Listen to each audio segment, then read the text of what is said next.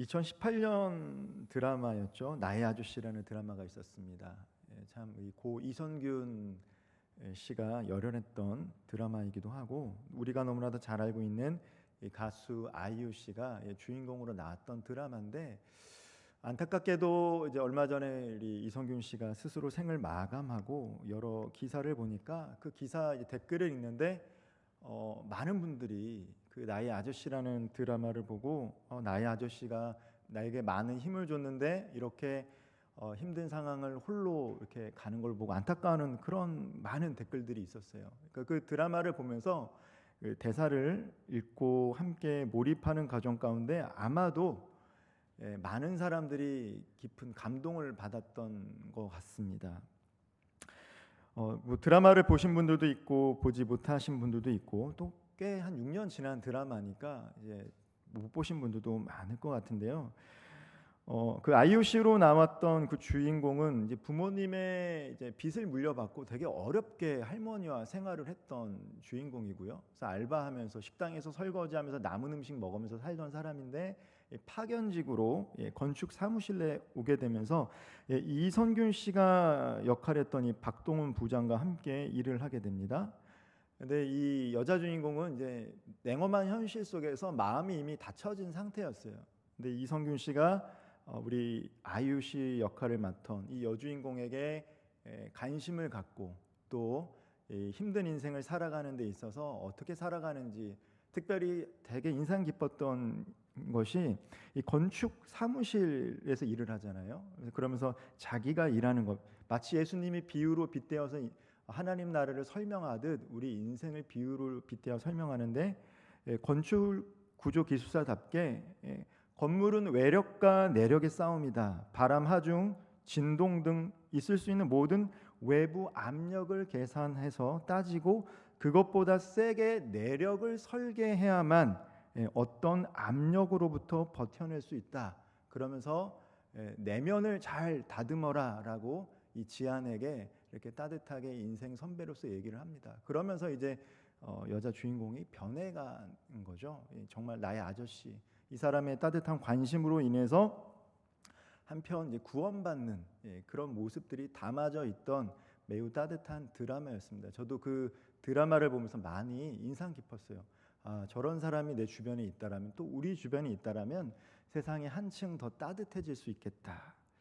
근데 오늘 본문에도요 그런 사람이 나오죠. 예수님의 비유에도요 그러한 사람이 나옵니다. 어떤 사람이냐면 바로 강도를 만나서 쓰러져 있는데 그 사람을 그냥 지나쳐가는 것이 아니라 그를 도왔던 이 선한 사마리아인의 이야기가 예수님의 비유 속에 기록이 되어 있어요.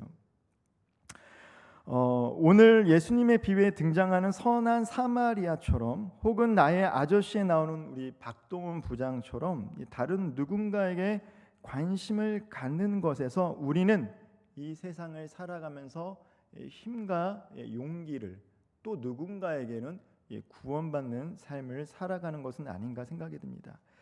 오늘은 예수님께서 말씀하신 선한 사마리아인의 비유를 통해서, 특별히 율법교사가 던졌던 이 질문을 통해서 우리의 이웃이 누구인지를, 그리고 하나님을 어떻게 사랑해야 하는지를 말씀을 통해서 함께 나누기를 원합니다.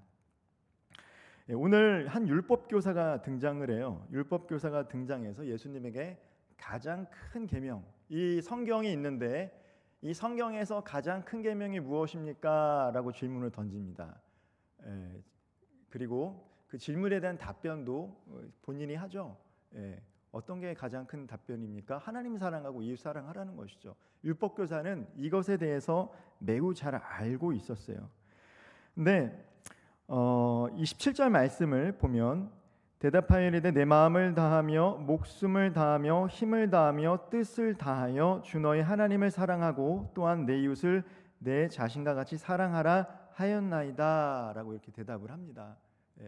배운 대로 잘 대답을 해요, 율법교사가. 근데 예수님께서 질문을 합니다. 정말 정답을 얘기했다. 내 말이 옳도다. 그리고 이를 행하라. 그러면 살리라. 알고 있는 것을 행하라. 하나님을 사랑하고 이웃을 사랑하는 것을 행하면 너는 살리라 라고 얘기합니다. 거기서 이제 그쳤으면 좋았을 텐데, 이 율법 교사가 어떻게 합니까? 예수님에게 조금 더 잘 보이고 싶었던 것 같아요. 자기를 옳게 보이려고, 의롭게 보이려고 예수님께 질문을 하나 던지죠. 그러면 주님, 내 이웃은 누구입니까? 라고 율법 교사가 던져요. 그래서 이제 그 질문에 대한 답변으로 예수님께서 이웃이 누구인가, 그리고 하나님 사랑을 어떻게 실천해야 되는가, 배우는 것이 아니라 실천하는 것이 하나님 사랑인데 구체적으로 누구에게 하나님 사랑을 실천해야 하는가를 이 비유의 말씀을 통해서 얘기해주고 계십니다. 이 당시 유대인들, 즉 질문을 던졌던 율법 교사가 유대인이었는데 유대인들이 생각했던 이 이웃은 정해져 있었다라고 합니다. 관계가 가장 중심에는 가족들, 그리고 친척들, 그리고 맨 가장자리에는 이방인들 중에서 그래도 유대교로 개종한 사람들. 예수님께서도 이 성전에서 이방인의 뜰이 있었어요. 거기서도 여전히 제사를 지낼 수 있었습니다. 이방인들도 제사를 지낼 수 있었는데 이제 거기까지 정도가 이제 이웃의 범주라고 생각하고 자신들의 삶을 살았던 사람들이 유대인들이었어요. 즉 그들에게는요, 예수님이 늘 함께했던 이 세리나 창기는 도저히 친구도 이웃도 될 수 없었다라는 것을 의미합니다. 즉 자신들이 함께 나눌 만한 사람들, 함께 할 만한 사람들이 다 정해져 있었다라는 거예요. 이웃을 구분하는 삶을 유대인들은 살고 있었습니다. 이웃을 구분하는 삶을 살아가는 것이죠. 근데 이제 오늘날도 마찬가지인 것 같아요. 점점 우리도 모르게 이웃을 이제 구분하는 삶을 살아가요. 우리는 의식을 하지 못하는데 우리 사회가 그렇게 이웃을 구분하는 삶을 살아가게 되더라고요. 이제 제가 몇 년 전에 같이 사역했던 우리 목사님 한 분이 이제 아파트 청약을 해서 이제 임대 아파트에 들어가시게 됐어요. 임대 아파트. 근데 거기는 TV에도 뉴스 잠실에 있는 매우 큰 대단지였는데 본인은 이제 돈이 없으시니까 이제 임대 아파트를 들어갔는데 또 그렇지 못한 분들도 있죠. 더 좋은 데 이렇게 사시는 분들이 있는데 그 얘기를 하더라고요. 임대 아파트 당첨된 거 너무 감사한데 거기에 있는 문화시설을 이용할 수 없다라는 거예요. 임대 아파트 주민 똑같은 그 단지 내에 있는, 가보지는 않았지만 그 얘기를 하시더라고요. 임대 아파트라서 자기는 거기를 이용할 수 없다. 이제 그 얘기를 하시더라고요. 근데 그 얘기를 들으니까 뭐 그 당연한 걸 수도 있죠. 내가 돈을 냈으면 내는 걸 이용해야 되는데 또 한편으로는 생각해 보면 같은 아파트 주민인데 누구는 임대 아파트 살고 여기 아파트 살고 아니면 차라리 떨어져 있으면 괜찮을 텐데 그렇지 않은 상황에서 이렇게 하는 게 어쩌면 참 이렇게 구분하는 삶을 우리 사회가 만들어가고 있구나라는 생각이 좀 들었어요. 이 사람이 어디 사는지 무슨 일을 하는지에 따라서 구분되고 함께 하기가 조금 더 어려워지는 시대가 아닌가라는 생각이 그때 그 목사님과 이 대화를 통해서 얼핏 들었습니다. 유대인들도 그랬다라는 거예요. 내 이웃이라는 것은 나와 함께 삶을 향유할 수 있는 사람은 정해져 있어요. 이 사람들까지는 내 이웃이 될 수 있다라는 것이죠. 예수님께서는 예루살렘에서 여리고로 내려가다가 강도를 만나 거의 죽게 된 사람의 이야기를 통해서 이제 그 유대인의 생각을 바꾸시는 작업을 하십니다. 비유를 통해서. 아마 이 강도들도 유대인이었을 거예요. 그리고 그들이 유업했던 사람들도 유대인이었습니다. 강도짓이라는 게 뭐죠? 다른 사람을 폭행하고 물건을 뺏는다라는 것은 인간을 인간답게 바라보지 않는 것이죠. 도구화하는 거예요. 도구화. 뭐 우리 주변에는 그렇게 범죄를 경험해 보지 않았기 때문에 우리가 감사하게 이렇게 하루하루 살아가고 있는데, 우리가 어느 나라에 태어나고 또 어느 지역에 태어나고 어느 시대에 태어났는지에 따라서 인간으로서는 경험하지 못할 것들을 경험하고 살아가는 사람들이 여전히 존재한다는 것이죠. 근데 그 사람들을 보면 그 시대와 그 환경은 사람을 사람답게 바라보지 않는다라는 거예요. 하나님의 형상을 하나님의 형상으로 바라보고 대우해 줘야 되는데 이 사람들은 내가 착취해도 되는 사람, 도구화할 수 있는 사람으로 하게 되면 강도짓을 벌일 수 있는 것이죠. 이 제사장과 레위인은요, 이 순번에 의해서 제사를 집례하고 성전을 돕는 일을 하는 사람입니다. 그 예루살렘으로 내려가고 있었어요. 아마 제사를 집례하기 위해서 그리고 또 성전을 돕기 위해서 내려가고 있었던 중이었던 것 같아요. 이들은 오늘날로 말하면 이제 목회자들이 될 수 있고요. 특별히 또 교회에서 섬기는 사람들이 될 수 있죠. 누구보다도 하나님의 말씀을 잘 알고 실천해야 되고 또 가르치는 역할을 했던 사람들이 제사장과 레위인들입니다. 그들은요, 하나님을 사랑하는 법도 알고 제사를 어떻게 지내는지도 너무나도 잘 알고 있던 부류입니다. 그리고 하나님 사랑을 강조하고 이웃 사랑을 강조했던 사람들이 제사장과 레위인들이었어요. 그런데 어떻습니까? 강도 만난 사람을 볼 때 이 사람들이 회피했다라는 거예요. 도움이 필요한 사람이 있는데 이 사람을 회피했습니다. 물론 이 사람을 도와주다가 숨어있던 매복해있던 강도들이 나타나서 나를 해할 수 있기 때문에 그렇게 해서 도망간 사람 갔을 수도 있겠죠. 그러나 민수기를 보면요, 특별히 제사장들은요, 율법의 시체를 가까이해서는 안 돼요. 부모님이 죽어도, 대제사장의 경우에는 부모님이 죽어도 만지면 안 돼요. 왜냐하면 거룩하게 해놨기 때문에 집례를 할 수가 없어요. 그러니까 이제 부정한 거를 만질 수 없도록 율법을 정했기 때문에 아마도 이 제사장과 레위인들은 두려워서 멀리 피할 수도 있지만 내가 해야 될 일이 있기 때문에, 마치 그거죠. 제가 이제 오늘 3부 예배 인도를 하러 가야 되는데 잠깐 밖에 나가서 뭐 커피를 사가지고 오는 길에 횡단보도를 건넜어요. 근데 누가 쓰러져 있는 거야. 1시 반에 나는 빨리 이제 예배 인도를 해야 되는데 누가 쓰러져 있습니다. 예배가 중요하기 때문에 이 예배에 와야 되는 그 상황, 아니면 내가 예배를 늦게 오더라도, 그래서 설교를 못 하더라도 이 사람을 도와주는 그 상황, 그 선택 상황 속에 아마 이 제사장과 레위인들도 있었을 것 같아요. 근데 안타깝게도 이 제사장과 레위인들은요, 그냥 지나쳤다라는 거예요.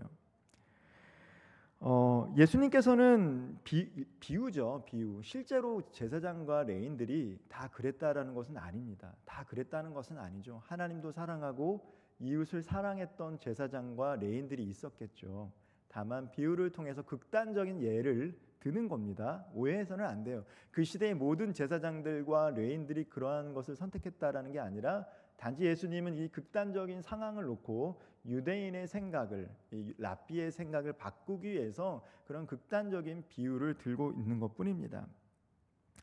이 하나님 사랑과 이웃 사랑은 이 불가분의 관계라는 거예요. 하나님을 사랑한다라는 것은 곧 이웃을 사랑한다라는 거죠. 이웃을 사랑하지 않으면서 하나님을 사랑한다라고 할 수 없는 것을 예수님께서는 가르쳐주고 싶었어요. 우리가 하나님을 사랑하기 때문에 예배를 드리고 하나님을 사랑하기 때문에 섬기고 봉사를 하지만 정작 하나님을 사랑한다라는 것은 예수님께서 이 비유를 통해서 특별히 이웃을 사랑하시는 것이다라는 것들을 가르쳐주고 계세요. 그리고 그 이웃이라는 것은 내가 사랑할 만한 사람들, 나와 함께 할 수 있는 사람들뿐만 아니라 나의 도움이 필요한 사람은 이웃이다라는 것들을 예수님은 이 비유를 통해서 이야기해주고 계십니다. 하나님 사랑과 이웃 사랑이 사실은 이 같은 계명이라는 것이죠. 사실 이게 얼마나 우리에게 도전적으로 다가옵니까? 그리고 사실 쉽지가 않아요. 하나님 사랑한다라고 얘기하는 것은 어떻게 보면 좀 쉬울 수 있는데, 이웃을 사랑한다라는 것은 사실 우리를 매우 불편하게 한다라는 것이죠. 원수 사랑이 아니라 이웃 사랑을 지금 얘기하고 있습니다. 이웃. 원수는 더 어렵죠. 내가 싫어하는 사람, 껄끄러운 사람을 사랑하는 건 더 어려운데 이웃 사랑하는 것도 사실 쉽지가 않다라는 거예요. 이런 상황 속에서 비유 속에 한 사람이 등장하죠. 그 사람이 누구입니까? 사마리아인이에요. 선한 사마리아인. 왜 선하냐면 비유 속에 등장하는 이 사마리아인이 자비를 베풀었기 때문이죠.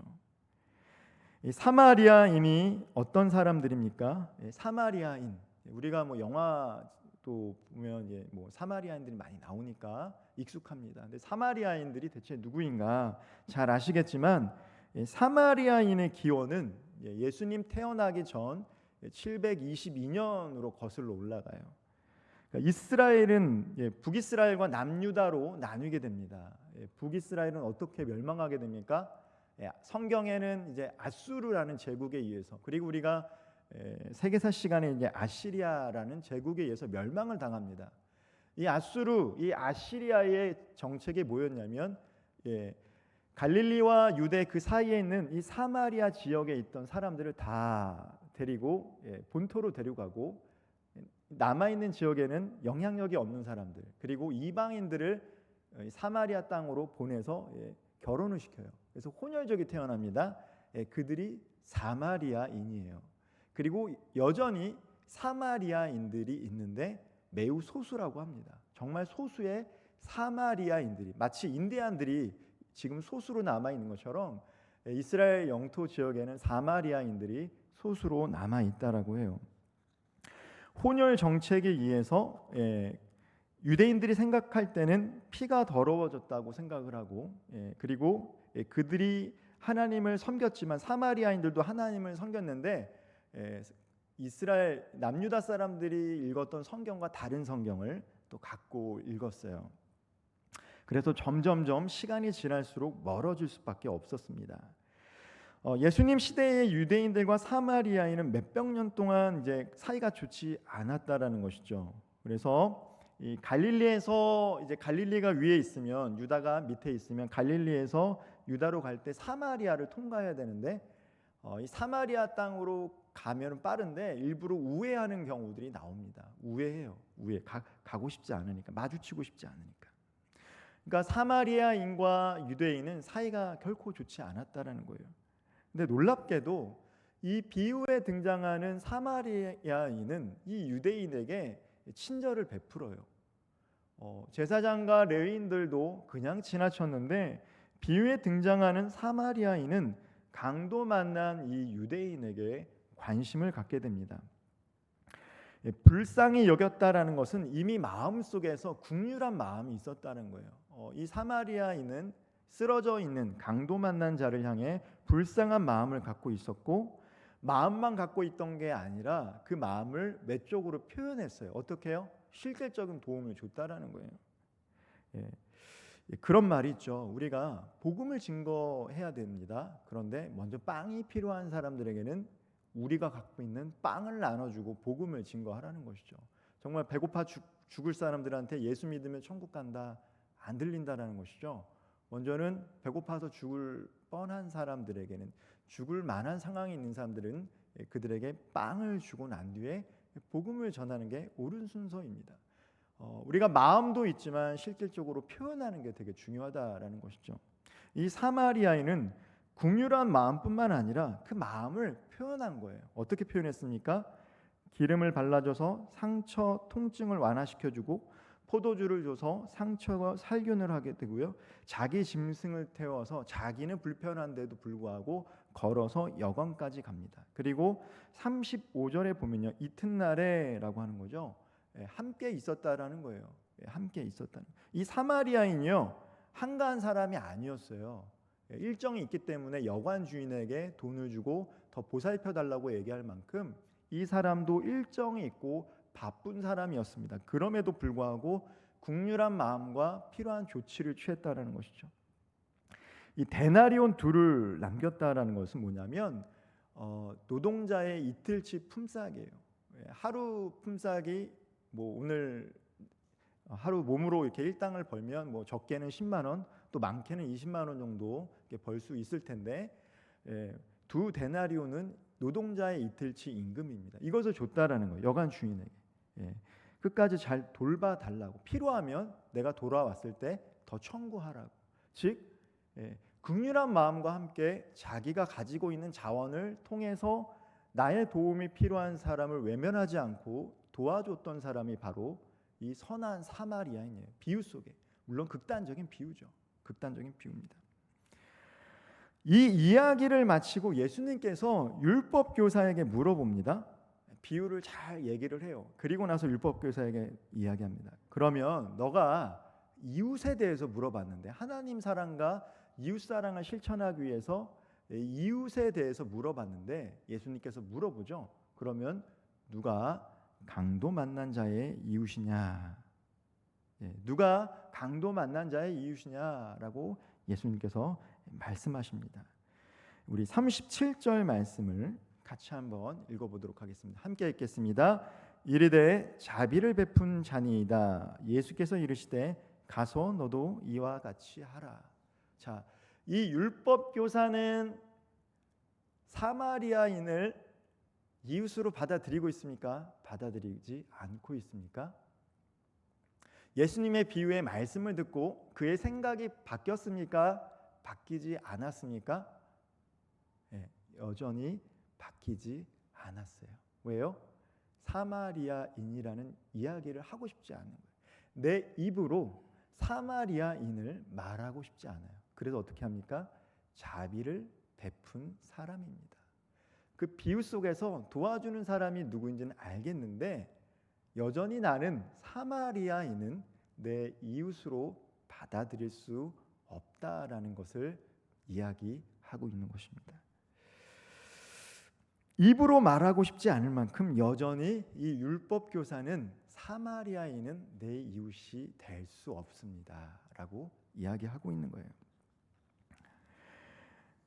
만약 사마리아인이라고 했으면 그는 분명 그 예수님의 말씀을 듣고 사마리아인을 예수님으로 받아들일 것입니다. 예수님께서 이 비유를 통해서 말씀하시고 싶은 것, 하나님 사랑이라는 것은 결국 이웃을 사랑하는 실천을 통해서 증명될 수 있다라고 얘기해주고 계세요. 우리가 하나님 사랑을 구체적으로 어떻게 우리 스스로 가늠할 수 있는가?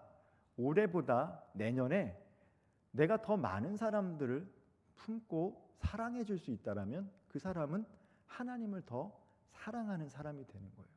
물론 우리가 말씀을 많이 읽고 예배도 잘 드리고 귀한 직분을 잘 감당하는 것도 하나님을 사랑하는 것입니다. 그러나 우리가 과연 내가 하나님을 정말 사랑하는가를 실질적으로 더 점검해 볼 수 있는 것은 이전에 껄끄러웠던 저 사람이 나에게 도움을 요청했을 때 나는 기꺼이 그 혹은 그녀의 필요를 채워줄 수 있도록 손을 내밀어 줄 수 있는가. 만약 예전에는 내 생각으로 안 돼라고 했는데 하나님의 말씀을 떠올리며 그래 저 사람이 지금 어려운 가운데 있지, 저 사람이 부탁한다라면 그래 손을 내밀어 준다라면 그 사람은 이미 하나님을 많이 사랑하고 있는 사람이다라는 것이죠. 예수님의 교훈은 이런 사람이 이웃이니까 이런 사람을 사랑해 주어라 라고 하지 않아요. 우리가 좋은 이웃이 되어야 한다라는 것을 말씀해 주고 계십니다. 사마리아 사람은 결코 유대인의 이웃이 될 수 없어요. 그 당시에는. 하지만 그가 자비를 베품으로 이웃이 되어줬던 것처럼 우리 스스로의 이웃의 기준을 정하기보다 내가 먼저 사랑하고 그것이 어렵다라면 나에게 도움을 요청한다라면 그에게 자비를 베풀 때 우리는 이미 하나님의 사랑을 실천하고 있는 거예요. 내가 먼저 사랑과 자비를 베품으로 강도 만난 자, 그리고 이 시대에 나의 아저씨를 필요로 하는 사람들에게 우리는 기꺼이 그 아저씨의 역할을 감당해 줄 수 있는 이웃이 되는 것입니다. 율법교사의 질문에 주님은 결국 가서 너도 이와 같이 하라라고 말씀하십니다. 이 비유를 통해서 예수님은 이웃의 개념이라는 것은 우리가 토론에 한해서 누구를 정하는가가 아니라는 거예요. 실천의 영역입니다. 내가 기꺼이 도와줄 수 있다라면 그 사람은 다 우리의 이웃이 될 수 있습니다. 이웃을 결정하는 주체는 유대인처럼 내가 아니라는 거예요. 저 사람은 나와 함께할 만한 사람, 내가 도와줄 만한 사람, 이것은 내가 정하는 것이죠. 그러나 비유 속에 나왔던 사마리아인처럼 우리에게 도움을 요청한다라면 기꺼이 그녀와 함께 할 때 우리는 그 사람이 우리의 이웃이 될 수 있는 것입니다. 하나님을 사랑하고 이웃을 사랑하고 하신 이 두 계명처럼 보이지만 실제로는 동사는 하나예요. 이게 두 개의 계명이 아니라는 걸 얘기합니다. 하나님을 사랑한다는 것은 곧 이웃을 사랑한다는 거예요. 이웃을 사랑한다는 것이 곧 하나님을 사랑한다는 것입니다. 근데 이게 따로 떨어져 있는 게 아니죠. 하나님 사랑, 이웃 사랑이 따로가 아니라는 거예요. 내 이웃을 내 몸처럼 사랑하는 것, 그것이 바로 하나님을 사랑하는 것입니다. 내가 하나님을 얼마나 사랑하는가를 가늠하는 것은 도움이 필요한 그 누군가에게 내가 어떻게 이웃이 되어주고 있는가를 통해서 가늠해 줄 수 있습니다. 우리들도 각자의 삶의 무게가 있어요. 다 어렵습니다. 자, 인생의 짐을 각자 지고 살아가요. 한 사람 한 사람이 웃고 있지만 다 힘든 인생을 살아가고 있습니다. 우리 젊은 청년들뿐만 아니라 나이가 든 노년에 있는 어른들도 마찬가지입니다. 다 문제가 없는 것 같지만 각자의 인생의 짐을 지고 살아가고 있습니다. 그럼에도 불구하고 그 짐을 이겨내고 다른 사람들에게 관심을 가졌던 사마리아인처럼, 나도 바쁜 일정이 있지만 기꺼이 나의 도움이 필요한 사람들을 위해서 마음과 필요한 물질을 내놓고 함께 할 수 있는 사마리아인처럼, 앞서 얘기했지만 아저씨에 나오는 이 박동훈 부장처럼, 이 사람도 드라마 보면요, 그 조직 생활하면서 모함도 받고 위태로움이 많아요. 편하게 그냥 직장 생활하는 게 아니에요. 나도 내 자리가 힘들어. 그럼에도 불구하고 그 여주인공에게 관심을 갖는다라는 거죠. 우리가 다 그렇게 살아가고 있다라는 거예요. 우리도 관심을 받고 싶습니다. 저도 관심 받고 싶고, 이 자리에 있는 우리 모든 청년들과 성도들도 누군가가 나에게 관심 가져주기를 원할 거예요.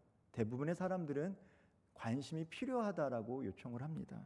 우리는 그것도 기도해야 됩니다. 하나님, 누군가 내게 다가와 주기를 원합니다.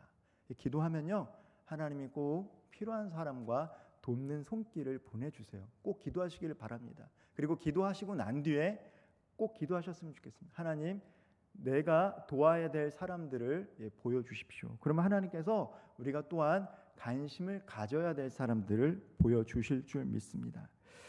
일상 속에서 고민하는 친구와 커피를 마셔주고 때로는 그 시간을 내어주는 일이 선한 사마리아인의 귀한 일인 줄 믿으시길 바랍니다. 보이지 않는 친구들, 여러분들의 학교나 직장, 관심 가져주는 것 매우 귀한 일이고 귀한 사역입니다. 그게 어떤 이들에게는 그들을 구원해주는 일이 될 수도 있다는 거예요. 우리의 작은 관심을 통해 누군가는요, 치유되고 또 이 땅에서 살아갈 만한 힘을 얻을 수 있다는 것들 꼭 기억하셨으면 좋겠습니다. 예수님께서 말씀하셨던 것처럼 가서 너도 이와 같이 하라라는 이 말씀을 한 주간 각자의 삶의 자리에서 구체적으로 실천하며 돌아올 수 있는 저와 우리 모든 청년들과 성도님들 되기를 주님의 이름으로 축복드리겠습니다. 기도하겠습니다.